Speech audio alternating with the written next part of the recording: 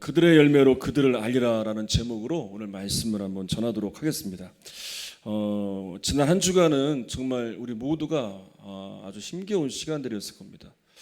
저 역시도 정말 지난 한 주간은 마음이 너무나 아픈 한 주간이었습니다. 코로나19 확진자가 정말 급속도로 급증하게 되었고, 또 한 주간 수백 명의 사람들이 또 집단 감염이 일어나고 또 전국적으로 감염이 확산되었고, 또 오늘도 잠깐 보고 왔는데 오늘도 또 최고치를 또 넘어가고 있더라고요. 그런데 정말 더더욱 안타까운 건 그 중심에 또 교회가 있었고 또 목회자가 있었다는 겁니다. 정말 더더욱 안타까운 건 무엇이었냐면 그 교회 목회자와 또 교인들이 보였던 모습은 정말 더더욱 마음을 아프게 했습니다. 정말 하나님을 위한 일이라고 말하고 있고 나라를 위한 일이라고 말하고 있지만 또 사람들에게 피해를 주고 그리고 더 큰 혼란을 주면서 이제는 세상이 교회를 향해 지탄하는 것으로만 끝나지 않고 교회를 걱정해야 하는 상황까지 되게 되었습니다. 어쩌다 이런 상황까지 되었을까? 정말 마음이 아팠습니다. 그런데 기도하던 중에 깨달은 건 무엇이었냐면 사실 드러나지 않았을 뿐이지 이것이 저나 여러분 우리 모두의 모습임을 알게 하셨습니다. 한 목사님이 이런 이야기를 하시더라고요. 교통사고가 난 거예요. 두 사람이 막 싸워요. 둘 다 잘못한 게 없다는 거예요. 다 나도 파란 불일 때 갔고 나도 파란 불일 때 갔는데 누가 잘못된 건지 모르겠다는 거예요. 다 맞다는 거니까, 맞다고 하니까. 근데 한 사람이 이런 말을 해요. 나는 예수 믿는 사람입니다. 내가 믿는 예수님은 거짓되지 않고 진실하신 분이십니다. 그래서 나도 진실한 사람입니다. 그래서 내 말이 맞습니다. 그렇게 이야기를 했다는 거예요. 여러분, 우리가 정말 큰 오류에 빠질 수 있는 게 있어요. 그건 뭐냐면 내가 믿음을 가졌다고 해서 내가 가진 생각이 또 내가 하는 모든 행동이 정당하다고 여길 때가 있어요. 그래서 사람들에게 잘못된 행동을 하고 또 무례하게 대하고 피해까지 끼치면서 그것에 대해서 오히려 아무런 꺼리낌 없이 당당할 때가 있어요. 제가 예전에 부교육자 때 이런 일을 경험한 적이 있어요. 한 권사님 가정에 잔치가 있어서 이제 식당 한쪽을 예약을 하고 이제 초대를 받아서 가서 식사를 하게 되었습니다. 근데 갑자기 그 권사님이 그 식당에서 일하시는 분에게 10,000원짜리를 던지다시피 하시면서 이런 말을 하는 거예요. 이 돈 받고 예수 믿고 구원받으라고. 얼마나 거기 있던 사람들이 다 민망했는지. 아마 지금 같았으면요 제가 먼저 사과를 하고 그리고 그 자리를 박차고 나왔을 거예요. 그때는 그럴 만한 용기가 없었어요. 그 권사님은 아마 그렇게 생각했을 거예요. 예수만 전한다고 한다면 상대방에게 무례하게 해도 된다. 아마도 모르긴 몰라도 그 종업원 분이 많이 마음이 상했을 거예요. 자존심이 무척 상했을 거예요. 아마 평생 예수 믿는 사람들을 욕할 것이고 아마도 교회 근처에는 가지도 않을 거예요. 한동안 목회를 하면서 예수님을 믿어도 정말 변하지 않는 모습을 보면서 정말 힘든 적이 있었습니다. 교회 안의 모습을 봐도 그렇고 제 모습을 봐도 그렇고 정말 소망이 없어 보였어요. 특별히 이번 한 주간은 이런 안타까움으로 인해서 정말로 마음이 아팠습니다. 그러는 가운데 하나님은 뭘 말씀하실까? 뭘 원하실까? 말씀을 보기 시작했어요. 그러면서 오늘 주일에 나눈 이 말씀을 보게 된 거예요. 이 말씀을 보니까요, 왜 이런 안타까운 일들이 일어났는지를 알게 되겠더라고요. 그러면서 소망을 가지게 되었어요. 그러니까 예수님께서 이 7장의 말씀을 통해서 여러 가지 교훈들을 하시는데 이 열매에 대한 말씀 이전에 좁은 문에 대한 말씀을 하세요. 좁은 문으로 들어가라. 그리고 이어서 거짓 선지자들을 분별하라 라는 말씀을 하십니다. 그러니까 좁은 문에 대한 건 내가 스스로 가야 될 길이에요. 그러니까 내 자신을 돌아보라는 거예요. 근데 거짓 선지자를 분별하라는 건 다른 것에, 다른 이들에 대해서 경계하라는 거야.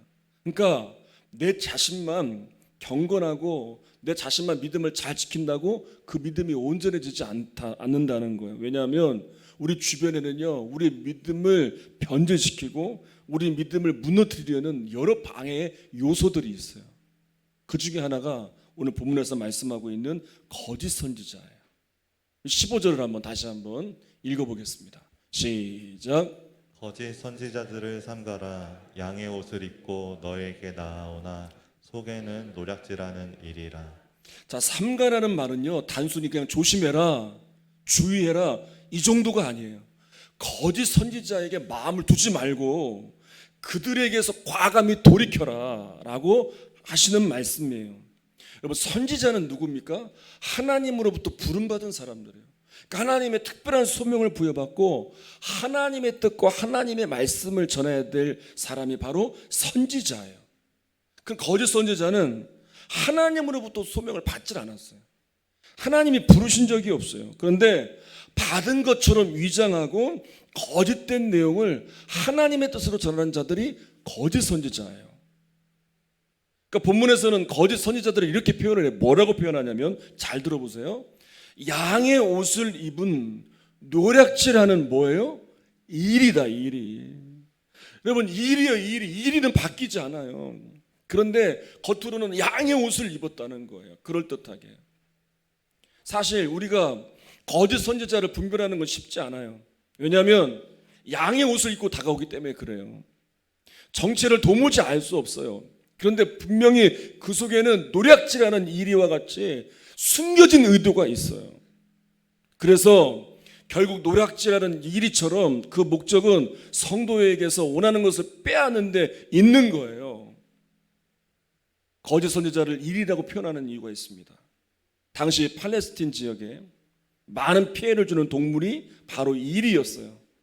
그러니까 당시에 방목하는 양들, 이 양들을 이제 목자들이 돌보는데 이리들이 갑자기 막 습격을 해서 이제 그것으로부터 양을 보호하는 게 목자들의 주된 임무였어요. 그러니까 그와 같이 이리로 비교를 하면서 이 당시의 초대교회에도 이리와 같은 양의 옷을 입은 누략질하는 이리와 같은 거짓 선지자들의 끊임없는 공격이 있었다는 거예요.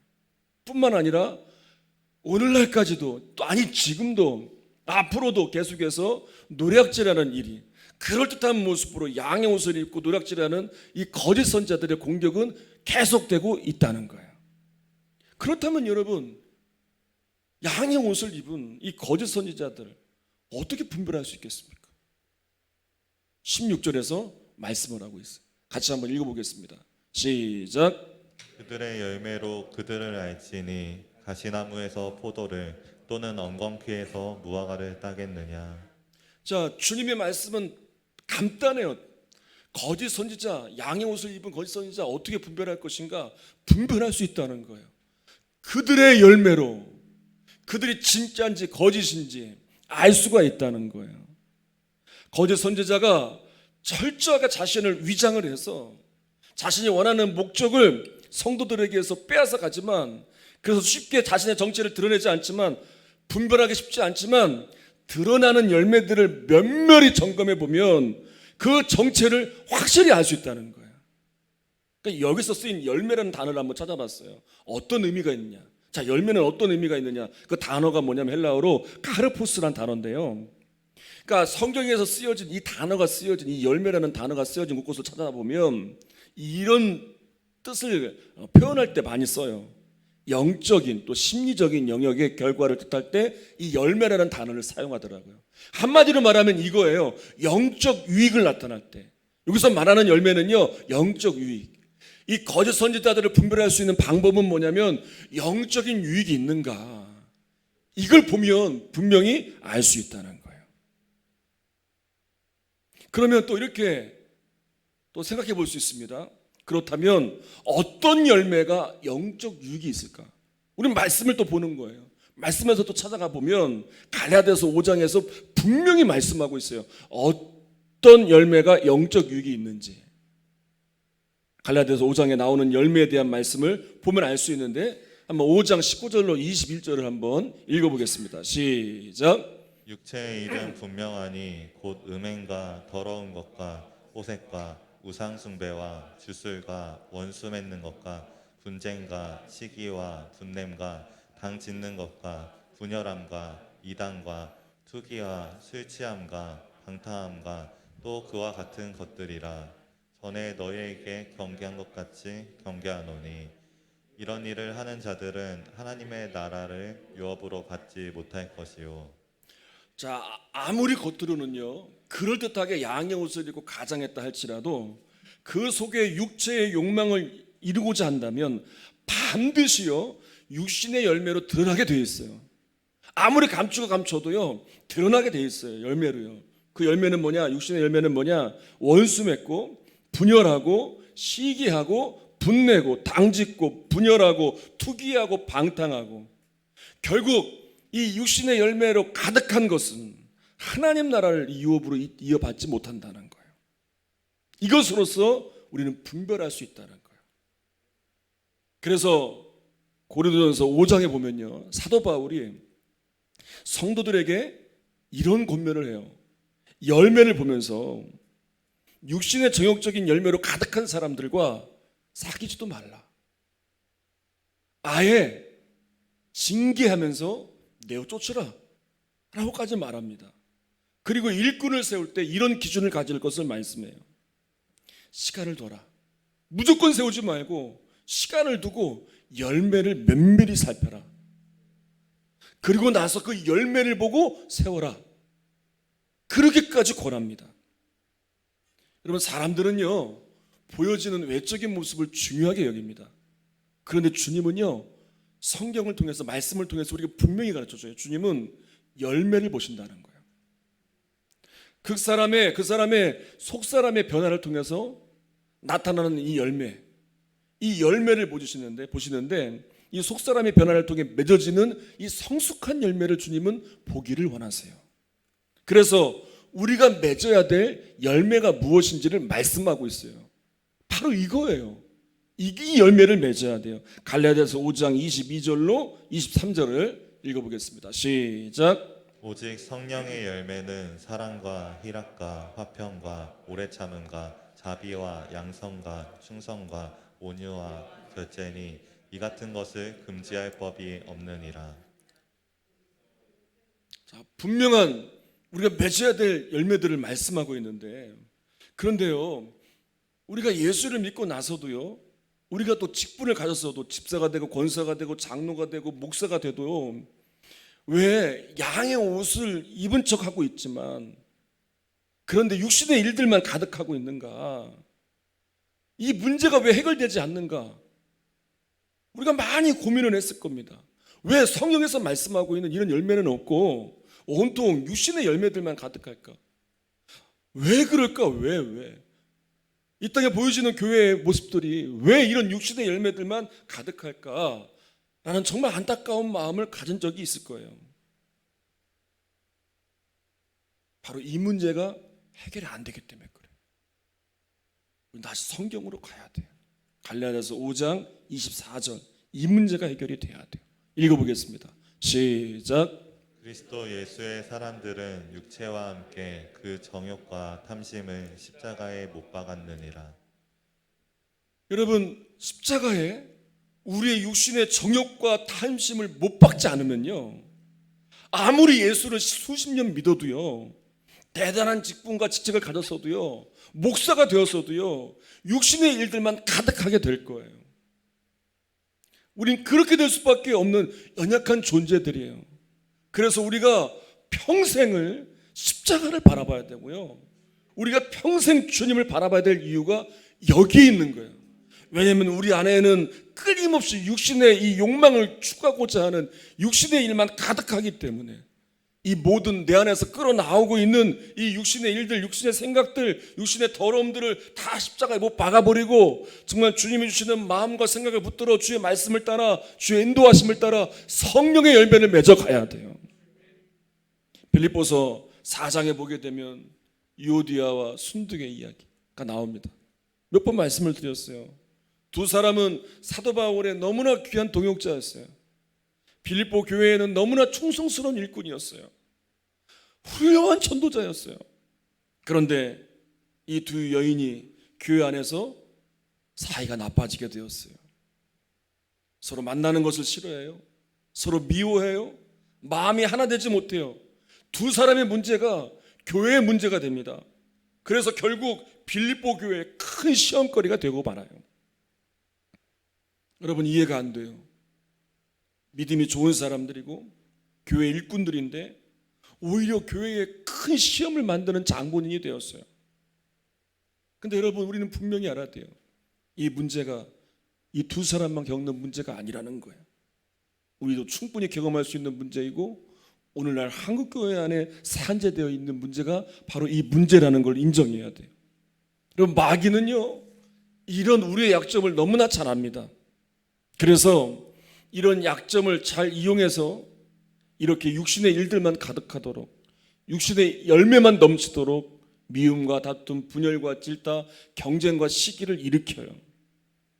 그래서 교회 안에서 가장 중요한 게 옳고 그름의 문제를 따지는 것이라고 생각해요. 근데 아니에요, 여러분. 옳고 그름의 문제보다 먼저 돼야 할 게 있어요. 그건 뭐냐? 우리가 정말 예수님을 중심에 두고 있는가? 정말 예수님이 머리 되시는 예수님을 따르고 있는가? 이게 가장 중요한 거예요. 그래서 우리 육신의 탐심과 육신의 생각을 십자가에 못 박고 정말 우리 모두가 예수님의 인도하심을 따라 살고 있는가 늘 점검해보고 늘 확인해 봐야 할 것입니다. 그래서 고린도전서 13장에 보면 이렇게 말씀하고 있어요. 방언을 하고 천사의 말을 해도 사랑이 없으면 소리나는 구리와 같고 울리는 꽹과리와 같고, 대단한 믿음이 있어도 사랑이 없으면 아무것도 아니라는 거예요. 그러면서 우리가 맺어야 될 사랑의 열매가 무엇인지 또 말씀하고 있어요. 한번 읽어보겠습니다. 고린도전서 13장 4절로 5절 한번 읽어보겠습니다. 시작.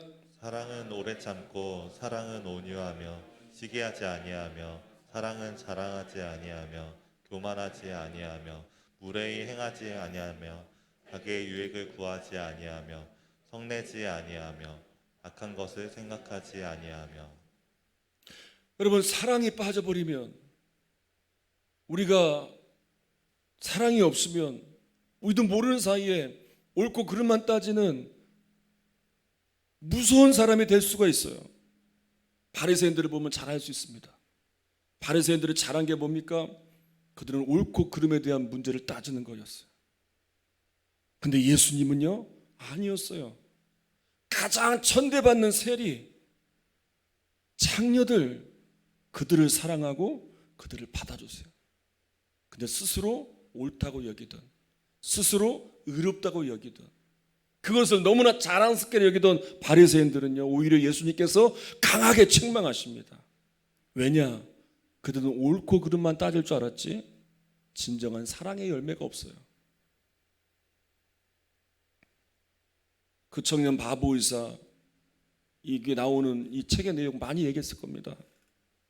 이 책의 주인공이 누구냐면 고려대 의대 91학번 내과 전문의인 안수현 형제예요.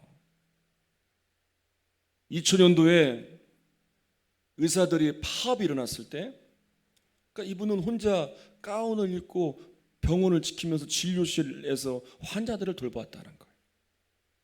그리고 의사들이 얼마나 바쁩니까? 그 피곤한 하루 일과를 마치고 나면 일과 시간 외에도 병실을 밤중에 찾아다녔다는 거예요.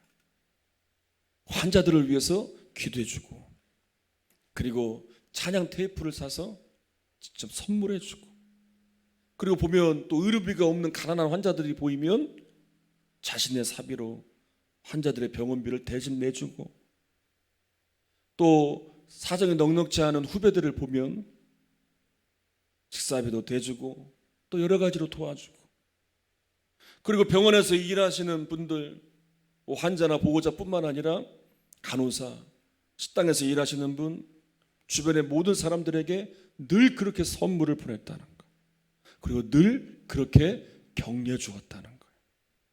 그러다가 군의관으로 근무하던 중에 유행성 출혈열에 감염되어 혈소판 수혈이 필요한다고 할 때 하루 만에 병원 혈액원에 비상이 걸렸다는 거예요. 너무 많은 헌혈자들이, 너무 많은 헌혈증이 몰려온 거예요. 평소에 이분에게 사랑을 받았던 사람들이 어떻게든 이분을 도우려고 업무가 마비될 정도로 어마어마하게 모여들었다는 거예요.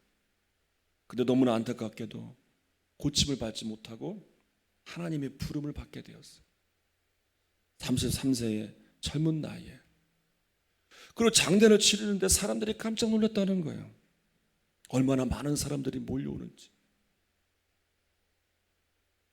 33년밖에 인생을 살지 않았지만 4천 명이 넘는 조문객들이 오는데 보니까 평소에 이분을 통해서 사랑을 받았던 사람들, 밤중에 그렇게 다니며 격려해주고 위로해줬던 그 환자들, 또 식사비가 없을 때 식사비를 주고 후원을 받았던 동료 의사들, 또 병원에서 그렇게 사랑을 받았던 병원 직원들, 청소하시는 분들, 식당에서 일하시는 분들, 침대 미는 분들, 구두 닦는 분들,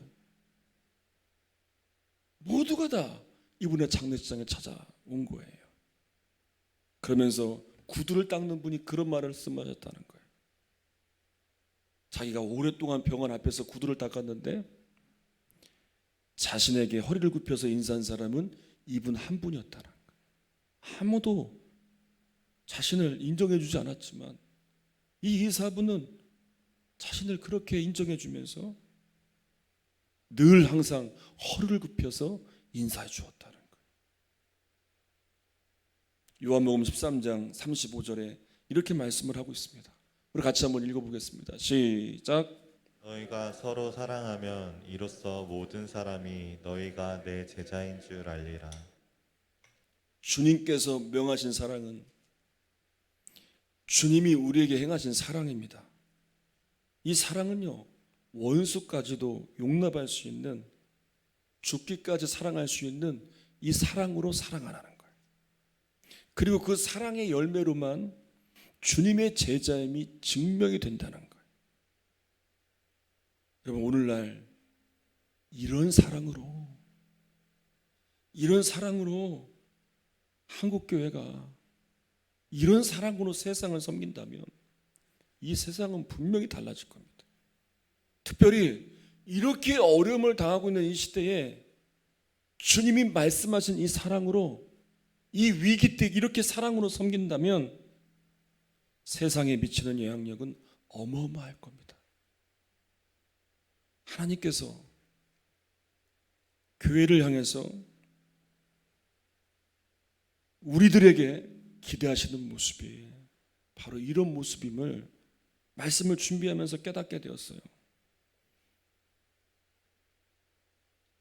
성경을 보다 보면 중요한 것을 발견할 수가 있는데 하나님께서 드러나게 하실 때가 있어요. 죄악의 일이나 악한 일이나 안타까운 상황들을 드러나게 하실 때가 있어요. 근데 그렇게 하시는 이유를 보면 드러나게 하셔서 회복하시는 데 있어요. 그러니까 우리가 감추고 있으니까, 우리가 숨기고 있으니까 하나님은 드러내셔서 그것을 다시 고치시고 새롭게 하시려는 계획을 가지시고 그것을 드러나게 하세요. 대표적인 예가 다윗이었잖아요. 다윗은요, 엄청난 큰 죄를 짓고도 회개하지 않았습니다. 그렇게 1년 동안 지났어요. 아무렇지도 않게. 근데 하나님은요, 그냥 두지 않으세요. 1년 만에 나단 선지자를 통해 다윗의 죄를 드러나게 하세요. 다윗은요, 그 죄가 드러날 때 철저하게 회개했어요. 정말로 애통해하며 하나님 앞에 철저하게 돌아섰어요. 그래서 살 길을 얻게 되었어요. 회복의 기회를 누리게 되었어요. 여러분, 지금이 회복의 기회 아니겠습니까? 한국교회의 회복의 기회이고 목회자들의 회복의 기회이고 우리의 회복의 기회가 아니겠습니까? 지금이라도 서로가 누가 옳고 그른지 아직까지도 이 쟁점이 끊이지 않아요. 여러분, 세상은 그럴 수 있어요. 세상은 그렇게 할 수 있어요. 네가 맞다, 네가 틀리다. 적어도 교회 안에서는, 적어도 하나님의 사랑을 경험했다면 이런 정죄하고 비난하는 일들이 아닌, 정말 이런 위기 가운데 어떻게 하면 이 땅이 회복될까? 어떻게 하면 하나님의 사랑으로 그들에게 위로를 줄 수 있을까? 어떻게 하면 이 땅 가운데 복음으로 변화될 수 있을까?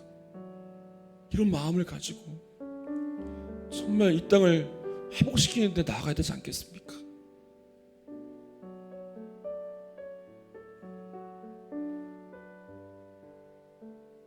하나님께서 우리에게 또 드러나게 하셨어요.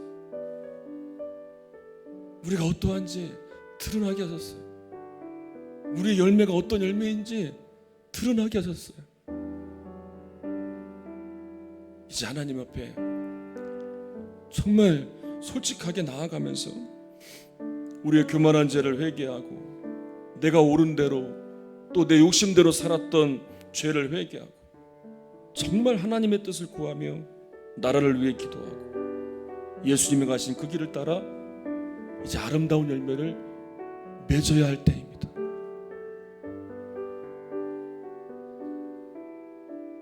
거짓 선지자에 대한 말씀 전에 아까도 얘기했지만 좁은 문에 대한 말씀을 하셨죠. 여러분, 세상 사람들은 다 넓은 길로 간대요. 편한 길로 간다는 거예요. 그런데 좁은 문으로 가는 그 길은 찾지 않는다는 거예요. 힘들고 어렵고 매력이 없어 보여요. 그러나 주님은 그 길로 가라는 거예요. 왜냐하면 주님이 가신 그 길이고 그 길이 주의 뜻이 이루어지는 길이고 주의 나라가 이루어지는 길이기 때문에 여러분, 지금의 이 위기가 우리를 힘들게만 하지 않을 겁니다. 지금의 이 위기가 지나고 나면 그때 누렸던 회복의 은혜가 나를 살렸음을 경험할 것이고 그때 누렸던 회복의 은혜가 우리 교회를 살렸음을, 이 한국교회를 살려냈음을, 이 나라를 살렸음을 깨달으며 고백할 날이 올 줄로 믿습니다. 지금의 시기에 아름다운 열매들을 맺어가며 하나님께 나아가는 저 여러분 되시기를 주님의 이름으로 축원합니다. 우리 같이 찬양하겠습니다.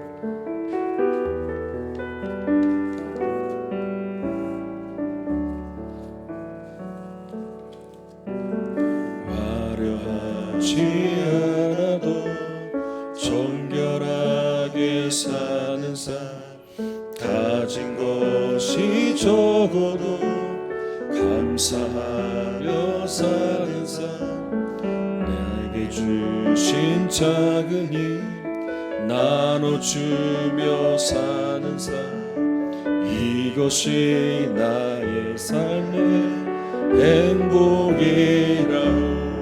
화려하지 않아도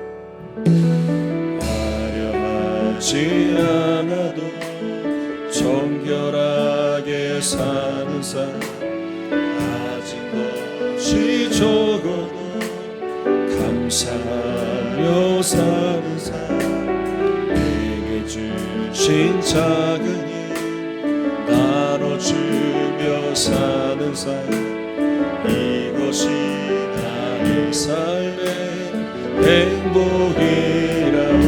이것이 행복, 이것이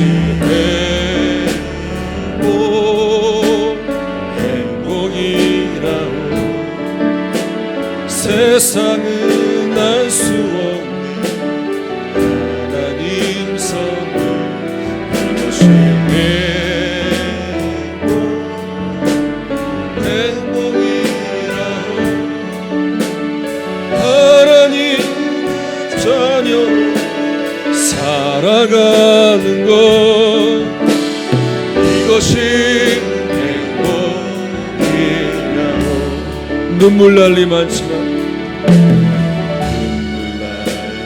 많지만 기도할 수 있는 것, 억울한 일 많으나 주를 위해 잡는 것, 비록 짧은 작은 삶 주 뜻대로 사는 것, 이것이 나의 삶의 행복이. 눈물 날 일 많지만, 눈물 날 일 많지만 기도할 수 있는 것, 억울한 일 많으나 주를 위해 잡는 것, 작은 삶 주 뜻대로 사는 것, 이것이 나의 삶의 행복이. 이것이 행복이라고. 이것이 행복이. 세상은 알 수 없는, 세상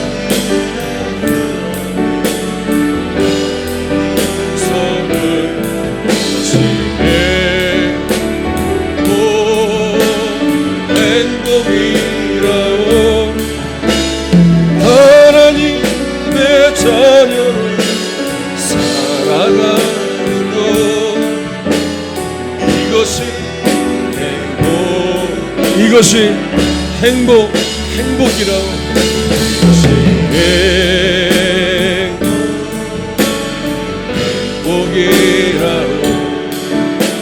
세상은 알 수 없는 하나님 선물, 이것이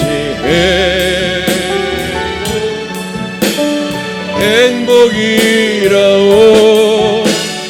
하나님의 자녀로 살아가는 것, 이것이 손을 가슴에 얹고 우리 목소리로만 찬양하겠습니다. 눈을 감고 찬양합니다.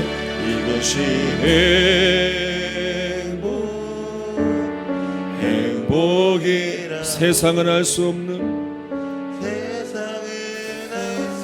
하나님 선물, 이것이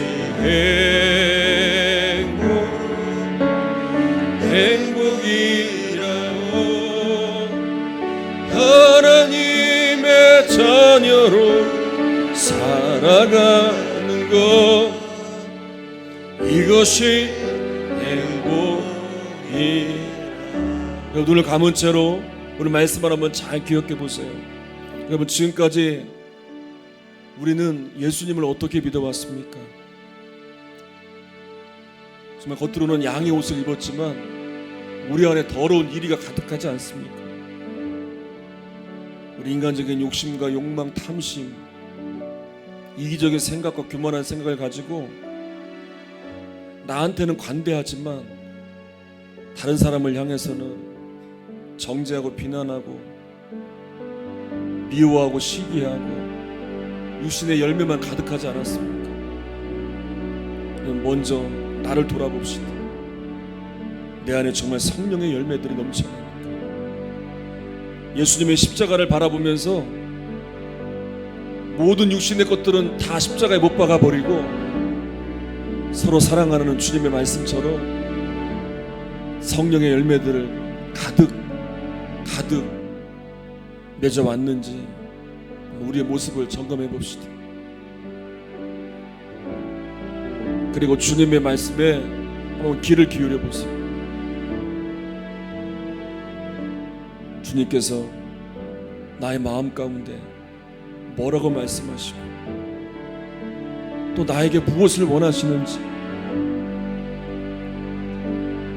한번 조용히 구해 보세요.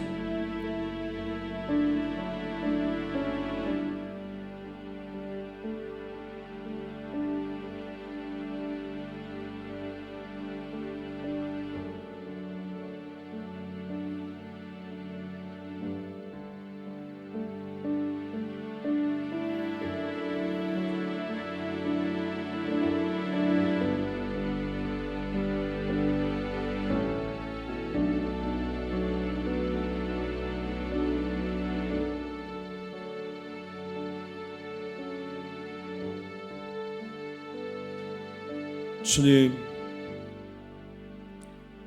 너 중에 죄 없는 자가 돌로 쳐라 말씀하실 때 정죄하고 비난했던 사람들은 다 그 자리를 떠났습니다. 왜냐하면 똑같은 다 죄인이기 때문입니다. 주여, 우리의 모습이 별반 다를 바가 없음을 다시 한번 깨닫습니다. 여전히 육신의 열매가 가득하고 여전히 하나님을 외면하고 내가 옳은 대로 내 이익과 욕심과 탐심을 추구하면서 온통 육신의 열매만 가득한 우리의 연약한 모습을 드러내게 하셨습니다. 근데 이렇게 드러내게 하시는 건 하나님께서 회복해 하시려고 그렇게 하신 알게 되니 그 사랑에 또다시 감사를 드립니다. 한국교회가 너무나 안타까운 상황에 이르게 되었습니다. 그런데 이 안타까운 모습이 드러난 건 하나님께서 다시 회복해 하시려고, 다시 살리시려고, 다시 고치시려고 우리의 부족한 모습을 드러내게 하셨습니다. 하나님, 그것이 우리의 모습입니다. 우리도 그와 같습니다. 무슨 자격으로 정죄하고 비난할 수 있겠습니까? 주여, 우리가 먼저 주님 앞에 엎드려 회개하게 하시고 우리 교회가 먼저 주님 앞에 회복의 기회를 누리게 하여 주시옵소서. 그래서 부족하지만 주님이 가신 그 길을 따라 살아갈 때 우리를 통해서 주님의 사랑이 많은 사람들에게 소망을 주고 위로를 주고 많은 영혼들을 구원에 이르게 하는 도구로 영적 유익, 아름다운 열매를 맺어가는 우리 모두가 되게 해주시옵소서. 예수님의 이름으로 기도하옵나이다. 아멘.